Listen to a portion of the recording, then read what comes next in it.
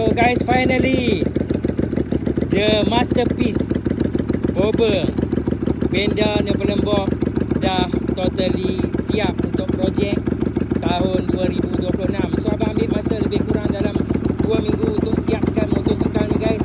Apa pendapat korang tentang look motosikal terbaru ni? Okay, so yang ni memang gaya Bobber retro yang the real retro lah abang boleh katakan, dengan konsep yang sebegini. Yang mana korang tengok dengan exhaust daripada Vince USA, cutting dia memang sangat-sangat awesome. Ditambah pula dengan rim cover daripada motorbong depan dan juga belakang. Bukan tu saja, kalau korang tengok juga headlamp juga dah terpasang cover dengan tank extender yang lebih tinggi, mudguard besi belakang dengan ada rack.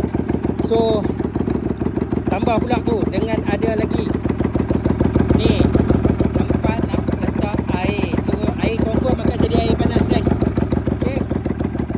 So kalau tengok look daripada belakang, of course lah memang nampak look Bobber style yang sangat awesome. Dan kalau korang tengok di bahagian depan ni, bila bawa dia akan nampak macam tu. Nampak?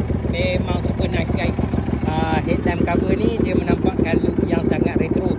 Selain daripada tu, benda yang abang sangat-sangat minat sekali adalah radiator guard extender. Yang mana korang tengok extender ni, radiator guard ni memang sangat-sangat smart. Dia extend sampai ke depan.